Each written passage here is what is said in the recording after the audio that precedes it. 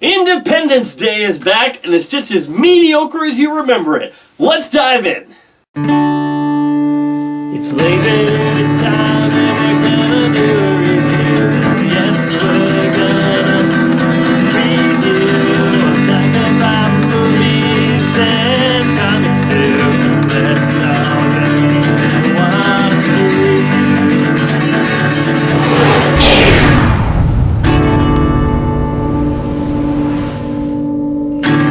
Well, hi everybody, I'm LaserDude99. Welcome to another LaserDude review. Today we are looking at Independence Day Resurgance.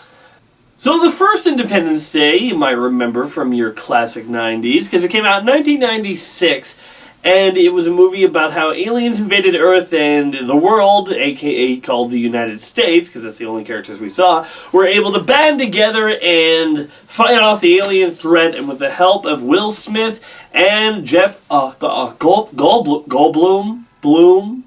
they were able to save the world from an alien invasion. Look, I gotta say, I actually like Independence Day.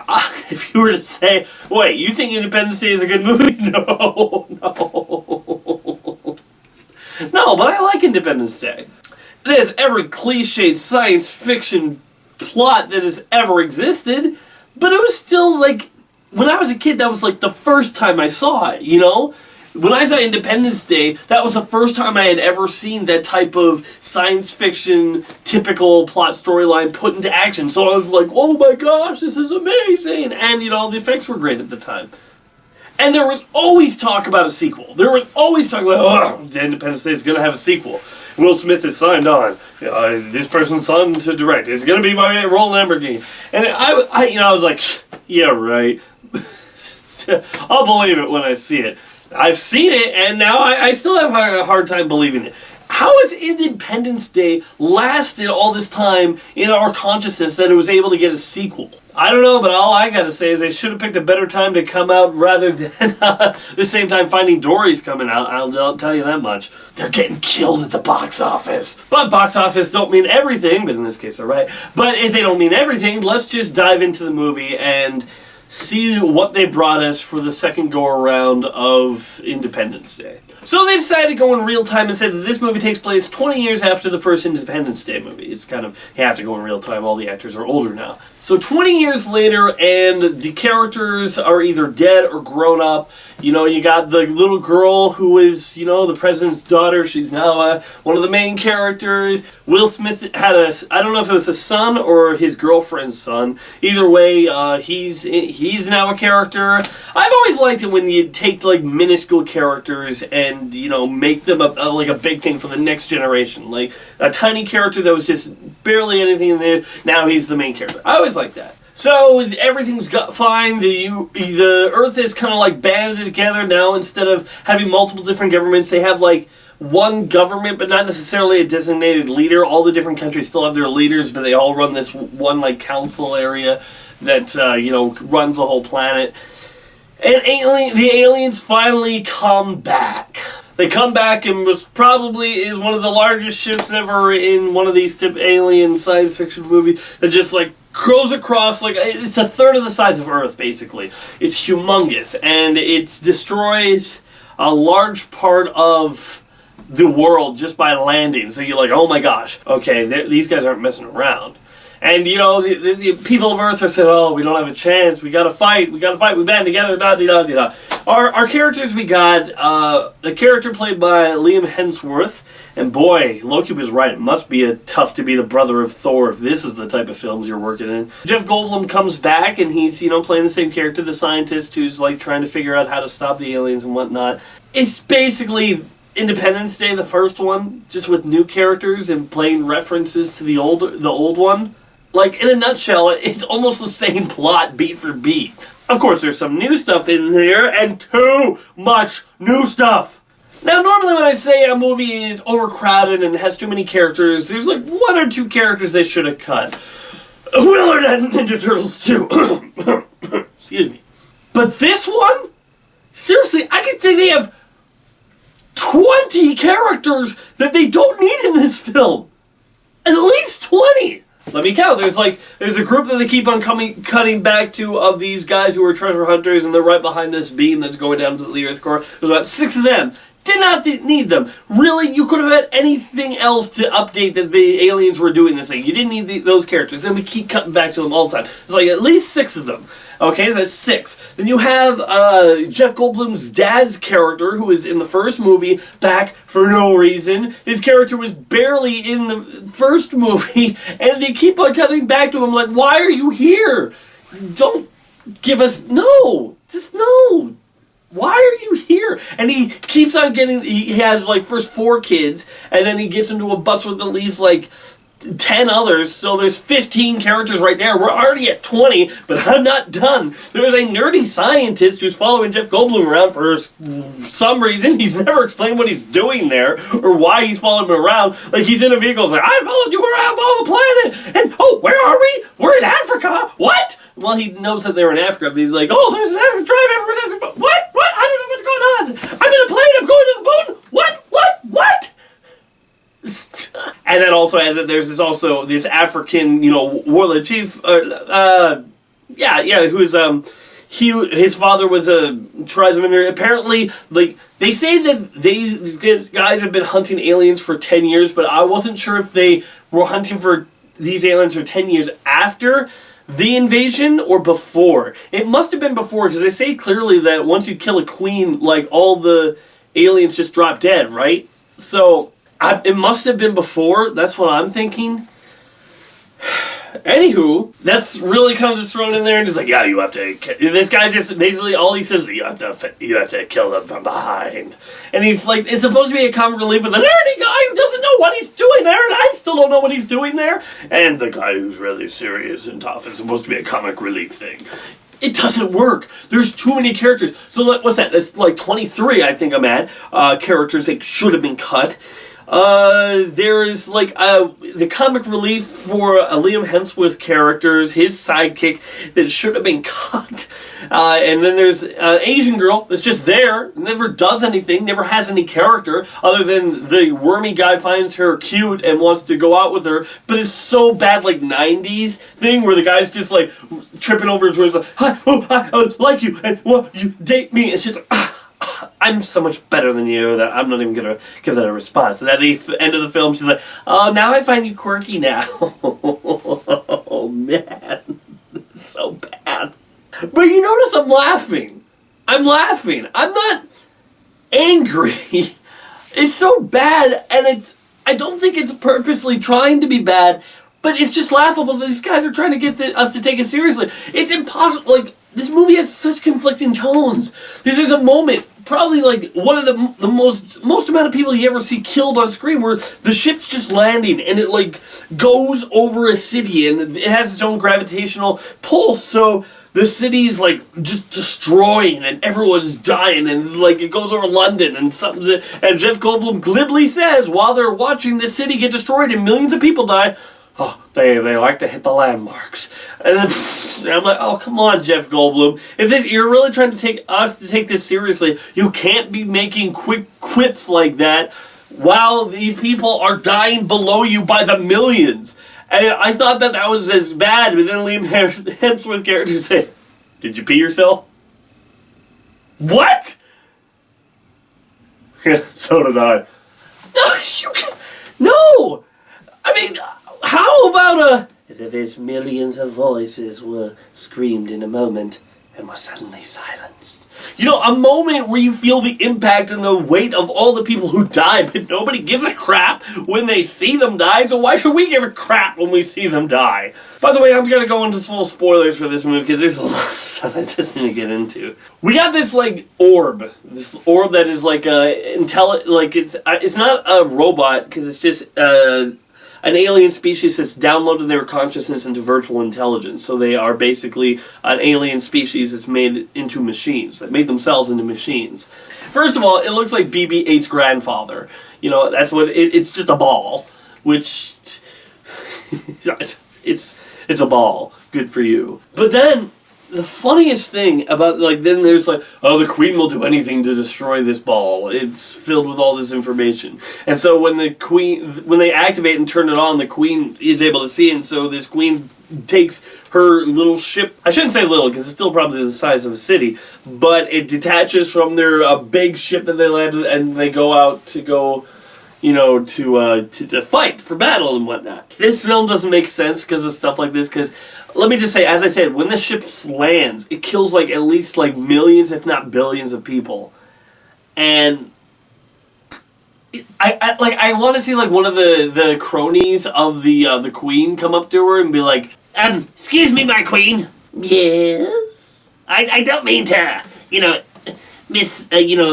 overstep my bounds, but I'm thinking, you know how we just, parked this ship here and, like, all these humans died by just us parking it? Yes. What if we just, circled the planet a couple times? Like, I know they're, like, probably beneath us and they cannot escape our power and whatnot, but they did destroy the last group that came here, so it's probably not a bad idea to, not underestimate them. So why don't we just, here's the Earth and we parked here and we killed millions, why don't we just go around it a few times, wipe most of them out, at least all of their military, and then we'll be able to just park and harvest their core and do our thing. Would that be a good idea?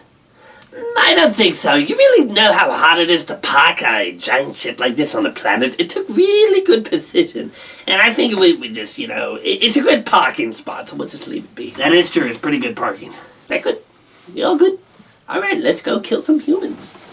I mean, that really doesn't make any sense when they have this ship that kills so many people. Just drive it around the Earth a little bit. If it's traveled all the time to get here, you can waste a little bit of time by killing most of your resistance and then just parking it down and taking the Earth's core.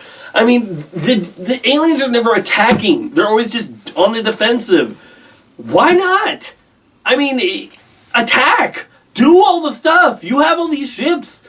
And, they don't make sense. And then we get, like, so many times where people, like, are listening or hearing other people, I'm like, you didn't connect those comms! I mean, there's a moment where these guys in the Atlantic that are just watching the thing drilling into the core are just like, yeah, we got, like, 2 minutes before it blows, and they get to the score. And then, like, Jeff Goldblum's hearing this on, like, his cell phone, like, how are they connected? Everyone's talking at the same time, and nobody's ever connected into anything. Like, this guy's using a hand radio, and Jeff Goldblum's on his cell phone. There's no point where any of these characters should actually be able to hear each other. Not to mention, all the characters are just paper-thin plastic cardboard cutouts. Paper-thin plastic cardboard cutouts. Yeah, they're just very two-dimensional, nothing more about them, nothing great about them. They're just basically, it's like if somebody else played Will Smith's character Independence Day, and it wasn't Will Smith, so it just sucked. Because Will Smith had, like, crappy lines, but he was Will Smith, and he was able to sell them because he's cool. Nobody's that cool in this movie. Jeff Goldblum isn't in this movie because he hasn't been in a good movie in, like, years.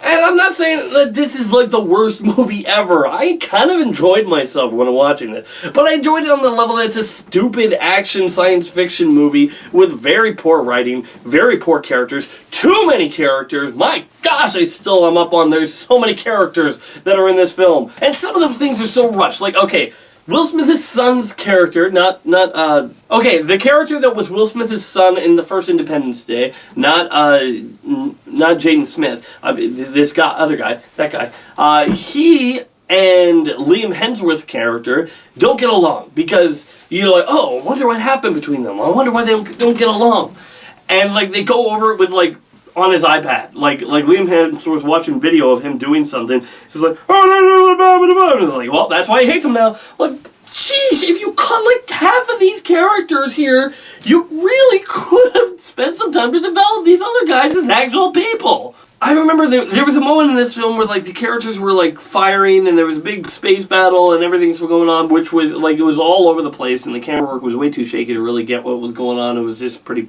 pathetic. But there's a moment where I was like, this is an interesting idea. I want an alien invasion movie where you see things from the aliens' perspective, and it's all strategy. It's like they're putting their pieces here and their ships there, and we're doing our stuff. where we actually get to see what their thought and things are coming through, though, so they can be relatable in a way. You know, whatever they want, whatever they're doing, we can relate to them in a way where, you know, in Aliens, and the aliens in this film are just random monsters just killing and being like, "Rah!" Actually, two of the characters that are returning characters that are actually pretty interesting is Bill Pearlman and Brent Spiner. Brent Spiner, of course, was a crazy scientist that you saw in the end of the first one. Or you thought he died, but they never said he died, okay? The alien just got shot and let him go. He doesn't show up again. In this movie, they say he's been in a coma. That totally could have happened there. There's no point where they say, "Oh, he's dead, sir," or something like that. So that's totally fine, actually. The fact that he's back, I'm totally okay with. And Bill Pullman, who plays the former president, he's going through some intense shock that he's going through, and I like that both of them have a psychic connection to the aliens, because both of them are in the alien was wrapped around Brent Spiner's character, and the president character played by Bill Pullman, he was actually talking to him. So it was really interesting how both of them were able to do stuff, and there's a lot of fun action in the end of this film. I would say there's a lot of fun action. However, it's at the end it ends you know how Back to the Future Part 2 happened after an ending that was a joke? The people of Back to the Future did not know that ending of Back to the Future was, or that Back to the Future was going to be as big a hit as it was. So the ending was just a joke. It was one of those things where, you have in movies where hey, we're going to make another one, jokingly. But, then Back to the Future became the huge hit, and they wrote a sequel off of that. The thing with this is, it doesn't have that. The ending feels so jokey and over-the-top stupid that it feels like it's trying to be a joke ending, but you can tell that they're very serious about wanting another sequel. That they're okay, we want to make another one. We've now gotten to this point, and we want to go to the next point. Please, please, please, please, please. And I say, no, no, no, no, no.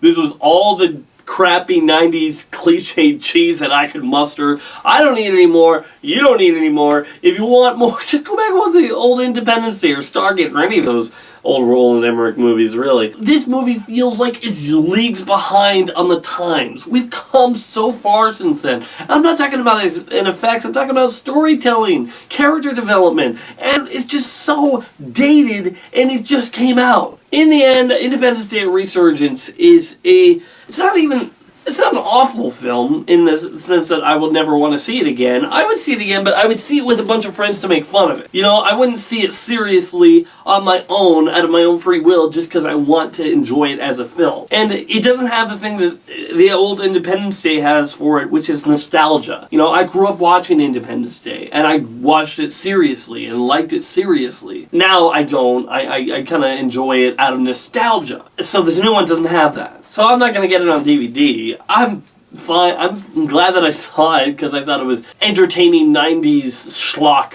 but I don't want that to be the norm in film. So I'm not going to be supporting this film. I hear it's bombing pretty bad, and I can't say I'm surprised. So in the end, I'm going to be giving Independence Day Resurgence a 4.5 out of 10. Slightly below average. It's below average. It's not that great of a film. I'm not going to say it's good at all in any way. It's just slightly below average because of the typical 90s cheese, and actually good effect in the final boss battle at the end. But its plot holes are everywhere. If I wanted to watch this movie again, it would just be so I could find all of them. I can't wait to see if CinemaSins ever does CinemaSins on this. I'll be on this so fast because it's just there's so many things that don't make sense and they just whiz by. I'm oh, what, that doesn't make. Oh wait, we got something new. Oh wait, that doesn't make. Okay, wait, that doesn't make sense. Okay, I'll focus on that. Well, those other things flew by, but I'll come back to that later. That's Independence Day Resurgence for you. So I give it my rating. That's all I really need to say about it. If you want to see this film, I hope it's because you kind of want to feel that old 90s nostalgia and just go back and see it just for the laughs.